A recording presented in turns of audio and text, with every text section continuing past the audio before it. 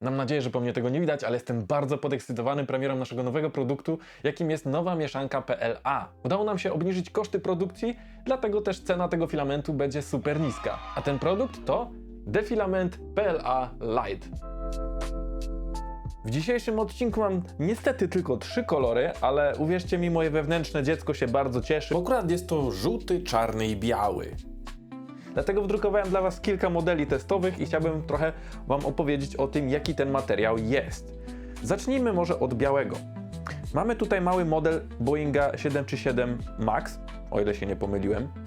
Jak widać, nie było tutaj większych problemów z drukiem, jedynie myślę, że mógłbym lepiej skonfigurować tutaj szwy na tym małym modelu.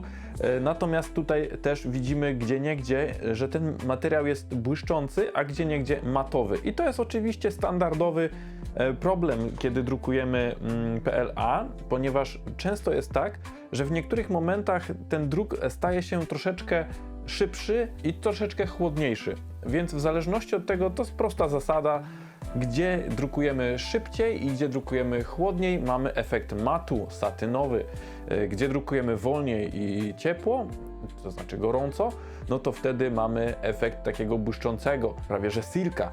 Więc można powiedzieć, że mamy tutaj dwie opcje do wyboru, ale problemem właśnie jest to, gdzie ten materiał zaczyna zwalniać, gdzie ta dysza zaczyna zwalniać i ten materiał staje się troszeczkę bardziej taki błyszczący, ale o tym za chwilę. Tutaj mieliśmy ten biały, tutaj to było drukowane, biały był drukowany na Elegoo Centauri Carbon i mam tutaj małe problemy z tą drukarką, ale to nie o tym, nie w dzisiejszym odcinku. Tutaj mamy taką małą paletę wydrukowaną, bo tutaj też bawiliśmy się troszeczkę z zabawkami KitKat. Zresztą jeszcze tylko opowiem o wieży temperaturowej, ponieważ ona tutaj, z tego co na nią obserwowałem ją, no to najlepiej wychodzi przy 200 i 195 stopniach i kiedy patrzymy na tył tej wieży, to oczywiście widzimy to, że ten jeden matowe wykończenie jest równiejsze na samym końcu, gdzie po prostu te 190 stopni sprawiało, że wynik jest najlepszy tak naprawdę. Więc jeżeli chcecie uzyskać jednolity efekt matu, no to idźcie w niższą temperaturę i powinno być ok.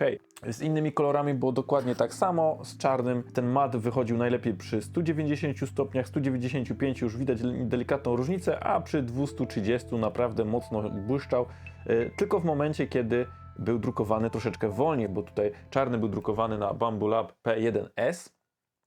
I tutaj nie widzimy żadnego nitkowania praktycznie, no praktycznie nie ma żadnego nitkowania. Może jedna nitka była przy 205 stopniach oraz 225, ale to może być po prostu błąd retrakcji. Dlatego powiem Wam szczerze, że jak na tak niską cenę filamentu, to jest to naprawdę niesamowity efekt. No i żółty kolor był drukowany na Prusa Core One. Tutaj z tego co widzę, to nitkowanie wystąpiło w sumie jedna nitka na każdej z tej wieży, tylko że to jest inna wieża niestety troszeczkę. Było na każdej temperaturze oprócz 190, bo ona się tu zerwała. Zwisy tutaj są idealne od 195 stopni, więc ja bym ten żółty i w ogóle te wszystkie filamenty drukował w 195 stopniach minimum. Ewentualnie doszedł do 205-210 stopni na pierwszej warstwie i powinno być idealnie. Tutaj mosty wyszły genialnie, wszędzie po prostu jednolity efekt mamy przy 195 stopniach, więc to jest taki jakby punkt to go. Jeżeli chodzi o te wszystkie modele, które wydrukowałem, to po prostu nie miałem tu z nimi żadnego problemu. Zrobiłem również test maksymalnego przepływu na żółtym kolorze. Obstawiam, że będzie tak samo przy każdym kolorze. I tutaj ten test przepływu zakończył się na poziomie około 30 mm na sekundę, więc można by było powiedzieć, że jest dosyć szybki, szczególnie na dyszy high flow, jeżeli taką macie. Więc można spokojnie drukować nieco szybciej i uzyskać efekt bardziej matu. Oczywiście, jeżeli to jest coś dużego. Spójrzcie na tą maskę czarną. Ona była drukowana maksymalną prędkością w Bambu Labie. Generalnie wygląda, jakby była totalnie matowa. Gdzieniegdzie tutaj ostatnia warstwa była lekko błyszcząca ze względu na prędkość. Nie mieliśmy tu problemów za bardzo ze odrywaniem wsparć. Jedynie nie wiem, czy to wina projektu, czy może tego, jak ja to ustawiłem na stole roboczym, ale niestety mieliśmy tu malutki problem w jednym miejscu z wisem tutaj, ale z drugiej strony tego nie ma, więc nie wiem, może przypadek, nie szkodzi. Ale maska wyszła niesamowicie. Z każdej strony jest po prostu matowa, chyba troszeczkę za dużo. Wydrukowałem też takie śmieszne zaworki. One wygrały chyba jakiś konkurs na Printables. Chodzi o to, że zakładamy je na węże ogrodowe i kiedy wsadzamy do beczki z wodą i zaczynamy trząść, to tam jest taki w środku zawór, który jest luźny i on jakby zbiera tą wodę i dzięki temu zasysa i możemy po prostu tą wodę przepompować grawitacyjnie, więc nie musimy używać pompy. Sprawdźmy, czy działa. Wiecie, jak to jest, jak czasami chcecie spuścić wodę i macie taki krótki wąż i problem jest w tym, że trzeba po prostu za każdym razem go napełniać, żeby ta woda wypłynęła, albo gorzej pocałować węża. Więc tutaj mamy taki system, który pozwala nam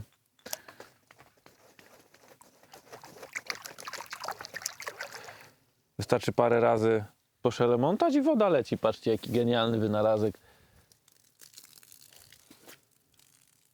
Widać? Widać. Możemy sobie do tonewki nalać teraz wody. Wyciągamy. Woda przestaje lecieć. Czasami się zacina. Czytałem o tym.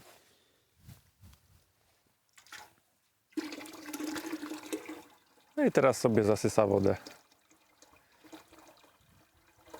Genialna sprawa, działa. No jak widzicie, tutaj z tych KitKardów mieliśmy taką mini koparkę. Miałem trochę problemów z poskładaniem jej, a to tylko ze względu na to, że drukowałem żółty na innym kolorze i czarny na innym kolorze. I kiedy drukujemy na dwóch drukarkach, które mają troszeczkę różne tolerancje, to może się okazać, że tutaj jeden otwór jest za duży, a punkt montażowy jest za mały. Czy tam na odwrót. Ale wiecie, o co chodzi. Tak czy siak kolory naprawdę pasują do tego zamysłu, czyli zabawek budowlanych. Tutaj mamy piękny, jest z KitKardu piękny wózek widłowy i tutaj miałem dokładnie ten sam problem, że niektóre elementy były za luźne, więc oczywiście zapalniczka dała radę, żeby poprzyklejać co nieco. Kierownica się kręci, tutaj oczywiście widły działają. Zrobiłem też taki mały limit, żeby to nie zjeżdżało i mamy też możliwość przesuwania tego, kółka się kręcą, więc wygląda to niesamowicie. Przekręcamy. No i tak jak mówiłem, wewnętrzne dziecko się cieszy. Tutaj wrzucimy koparkę na górę. Nie wrzucimy koparki na górę, bo zjedzie. Za ciężka jest. Ale możemy przewieźć, na przykład klocki, które wydrukowaliśmy. Zobaczcie. Jeden klocek, drugi klocek i na palecie możemy jechać. Jakbyście mieli dzieci, to oczywiście już wiecie, co drukować. Linki do modeli znajdziecie w opisie. Co do klocków, to właśnie wydrukowałem tutaj takie klocki, żeby sprawdzić, czy one będą działać i oczywiście, no niestety na plusie Corwan ta tolerancja jest taka mała, to znaczy jest taka dokładna, że one nie są nieco luźne i przez to się nie trzymają samych siebie. Kiedy zrobimy jakąś bardziej skomplikowaną figurę, czy tam konstrukcję, to wtedy może będzie się trochę lepiej trzymało, ale no, trzeba nad tym popracować albo po prostu wydrukować na jakiejś drukarce, która tą tolerancję ma troszeczkę nieco gorszą. No i tak samo tutaj mamy te znane nam już elementy techniczne, że tak powiem. I wydrukowało się to całkiem nieźle, powiem Wam szczerze, jest to całkiem wytrzymałe, nie chce pęknąć, więc moim zdaniem jest to dobry filament. Sprawdzałem też, czy to pasuje do oryginałów i pasuje. Mamy tutaj te delikatne rowki, w których mieszczą się te punkty łączące, te elementy łączące. Niestety z drugiej strony to już jest taki jakby efekt tego zamysłu tego elementu, gdzie z dwóch stron mamy wpusty, które powinny schować te czarne punkty montażowe. No i niestety z drugiej strony, jeżeli nie mamy wsparcia, to będzie drukowało się w powietrzu, więc albo drukujemy to ze wsparciami, albo musimy pokombinować w inny sposób. No ale można to oczywiście zdjąć i to też będzie działać, nie ma problemu. Można to po prostu elementem, jakimś tam nożykiem czy tam zapalniczką po prostu ściągnąć. Dalej mamy taką śmieszną wieżę, żuraw taki i nie uwierzycie, do czego on jest. Tak, do zaparzania herbaty. Tutaj kładziemy sobie kubeczek, tutaj dajemy sobie herbatkę i zahaczamy z drugiej strony. Jak widać, niczym nie oczyszczałem tej wieży. Chodzi o nitkowanie i to nitkowanie było tylko w jednym miejscu Nie wiem, czy tu po prostu było za gorąco, czy też o co tam chodziło, ale wydrukowało się to po prostu bezbłędnie. Jestem naprawdę pod wrażeniem tego filamentu. Jedynie tutaj na tej palecie miałem dwie takie kreski, ale to z wina drukarki, bo ona jakby na każdym modelu mi to robi i niestety kwestia kalibracji albo po prostu wymiany dyszy.